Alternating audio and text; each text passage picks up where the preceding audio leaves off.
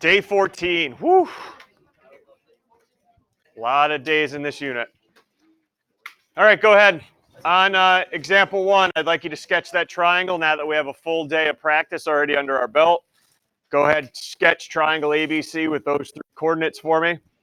And then today we will finally be using distance, midpoint, and slope with those variables.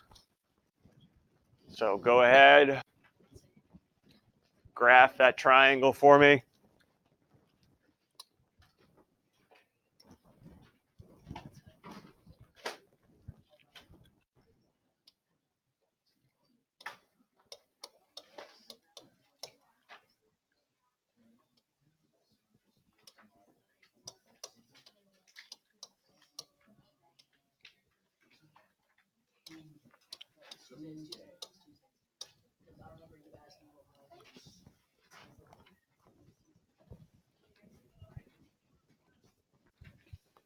Okay, let's get it graphed so we can start using the formulas.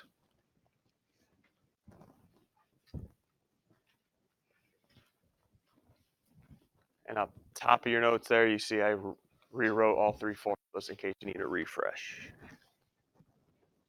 All right, part B. Find the midpoint of AB. All right, you got it. You got it. Find the midpoint of AB, call it point D. So midpoint of AB, and we're going to call that point D. I don't know. Do we really need the midpoint formula for this one? Or can you already tell me what the midpoint's going to be of AB? No, don't tell me. Don't tell me. But do we need the midpoint formula? That's what I'm asking. Do I need to plug in those coordinates to the midpoint formula, or can we tell what the midpoint of AB is going to be? We all right with that? Okay. If that's the case, what's right in the middle then? Oh, 12. Start this day off right. A, comma, 0. There we go. A, comma, 0. Point D.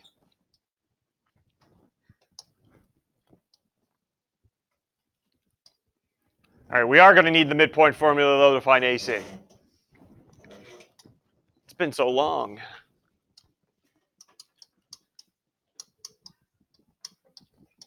And it's telling us to call that point E. Okay, so what I need from you guys is, what are the X and Y coordinates of D of point A and C? So I'll start with the X coordinates, because I need to add them together in the midpoint formula. What are the X coordinates of A and C? Let's go 1. X coordinates of A and C. Okay, so I'm going to go 0 plus A divided by 2. Everyone all right where that's coming from? Right from the formula? And then how about the Y coordinates for me? 3. 0 plus B divided by 2. All right, let's get the zeros out of there. What is point E going to be? A over 2. I'm going to write it 1/2 A. Either way, though, you're correct. And what about my Y coordinate? 1/2 B. All right, so I did my first job. And that's the midpoint of AC.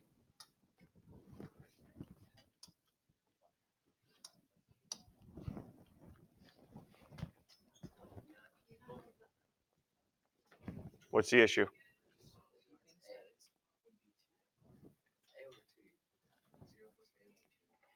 We all good? Any issues here? Because we haven't gotten to the tough part yet. All right, show DE. This segment we just created is parallel to BC. How do we show parallel lines? One of those 3 formulas up top I'm going to need. How do I show? Slope. Going to need slope.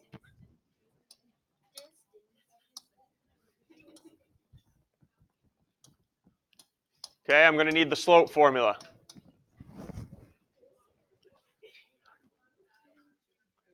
And hope the slopes come out to be what if they're parallel? Same. All right, here we go. Let's start with slope of DB. Letter for slope again? Letter for slope? Okay. So slope of dB. Here we go. DE, sorry. Yeah, anybody going to tell me that? I circled parallel too much and now it looked like a B. No excuses though. Let's go, DE. Change in Y first on top. Give me the Y coordinates for D and E we just found. D and E. Woo, 9. Y coordinates for D and E. 1/2 B minus 0. Now, because we went in that order, your X's have to go in that order as well. So if I go 1/2 B minus 0 with the Y coordinates, what are we going with for the X coordinates? 12. 1/2 A minus A. Got it? Oh boy. How fired up am I going to get right now when we tackle that denominator? 1/2 B minus 0. Oh boy. 1/2 A minus A. No, the A's do not cancel you out. Just 1/2 minus 1. Negative 1/2 A. All right, let's talk, honors kids. You leaving it like that, or can we do a little something more? Or are we going to leave it like looking like that?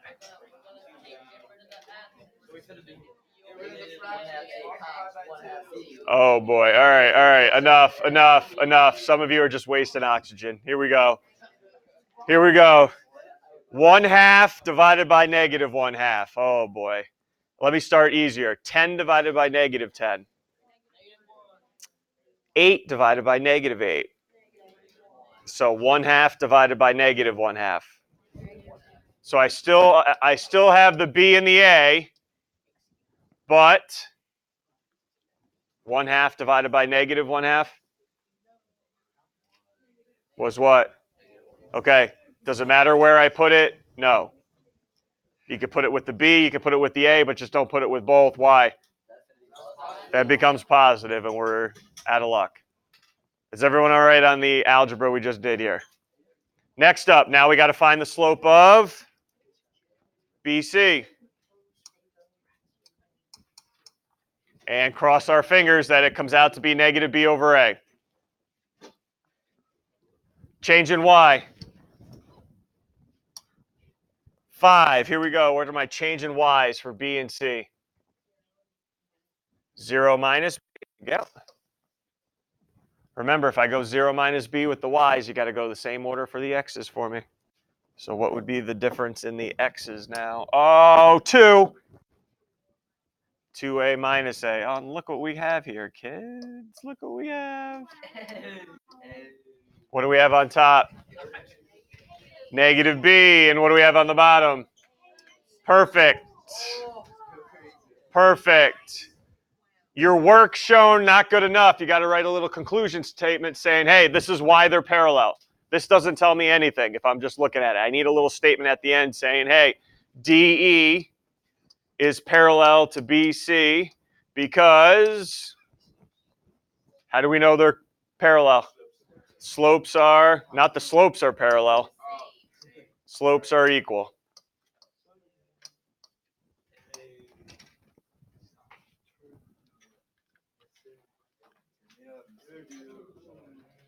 Questions? All right, before you graph the next one. Before you graph the next one, please change the coordinates for me. I need you to change coordinate B to 4A. Nope. Yes, to 4A, 0. And I need you to change coordinate C to 2A, 2B. And then graph it.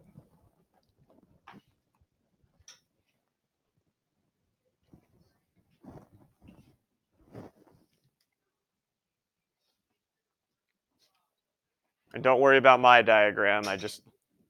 I'm going ahead a little bit.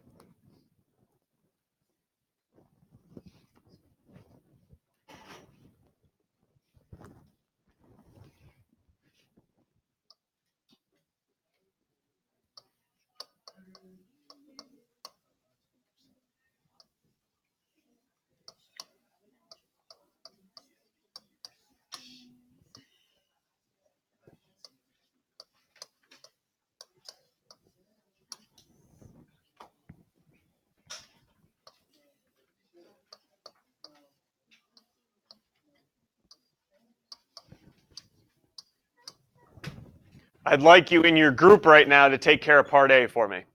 And then we'll take care of part B together. So find the midpoint of CA and CB using the midpoint formula and call them D and E. We'll meet back here in a couple minutes, probably less. And make sure you all agree, please. So find CA midpoint, find the midpoint of CB.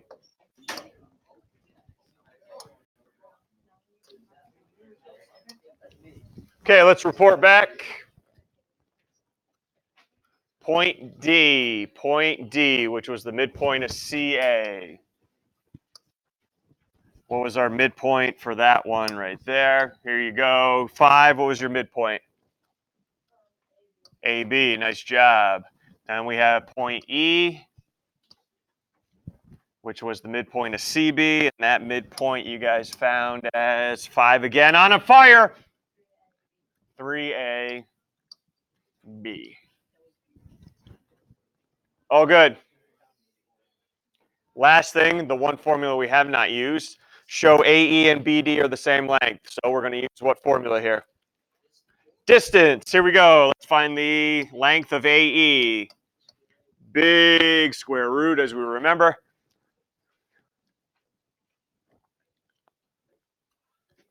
Difference in the x's for A to E. Difference in the x's from A to E. 5. 3 in a row. Unbelievable. 3A minus 0. All squared. We'll figure that out in a second. Plus, here we go. Y values. 28. Great job. Do we have a 28? No, we have a 29 and 30. 3. Change in Y's. Okay, here we go.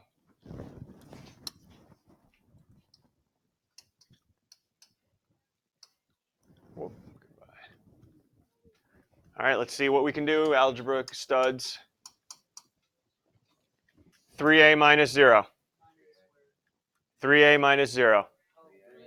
Okay. Got an issue with that? Got an issue with that? Because the only thing I'm squaring right now is what?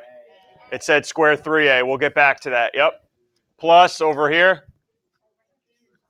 B squared. All right, let's keep grinding. 3A all squared.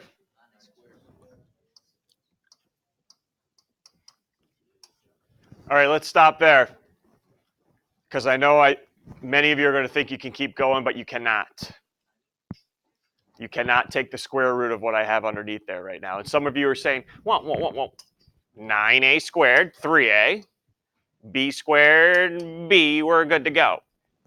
Okay, you're in honors, so let me show you why that does not work. Ready? Square root of 36. Okay, how do you know it's 6? Because you multiply 6 by itself and you get the number back. Agreed? Square root of 100. How do you know it's 10? Because when you multiply it by 10, you get that number underneath the radical back. So if this is truly the square root, 3A plus B, I should be able to multiply it by itself, right? And get 9A squared plus B squared back. Watch. What do you got for me there? Okay, I haven't proved you wrong yet. What about there? 3AB, hold on. And stop. You don't even know what's going on. And you're just like, ah, ah, ah. All right, yeah, great. What do I get here? Okay, hey, do those 3 ABs cancel? No, you're going to get something in the middle. That's why they're not, you can't take the square root. So bottom line, don't be a hero. You're done at this point. That is the distance of AE. Done. Done. We're done. All right, now let's go to BD.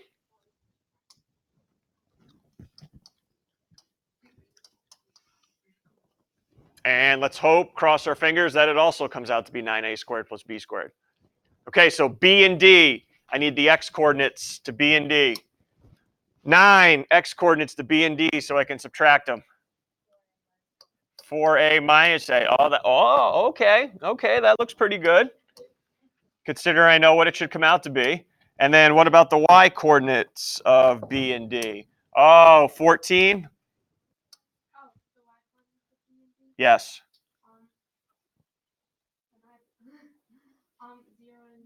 Okay, so I can go 0 minus B. That's fine.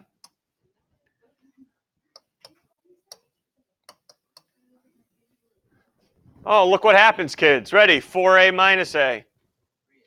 3A all squared. 9A squared. All right, hey, I did it this way on purpose. 0 minus B. Negative B, what happens when you square a negative? So it's still B squared. It's not negative B squared. When you square a negative, you always get a positive. And look what happened. Same distances, so we can say in our conclusion statement, AE is in fact congruent to BD. Just need to tell me why. Because distances are the same. What do you mean? Remember, I just proved to you guys that it's not equal to 3A plus B. It's just that's as far as you can go.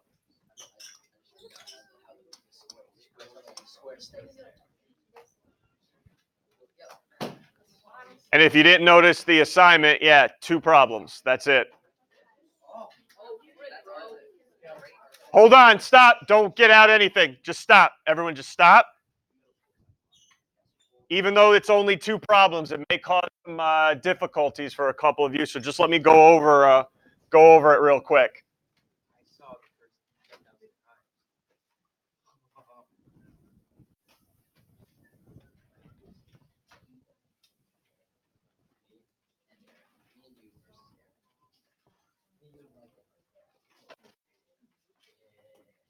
All right, one of them's what, 25?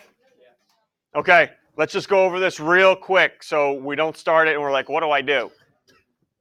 Draw a triangle XYZ, that's no problem. You guys can do that on your own graph.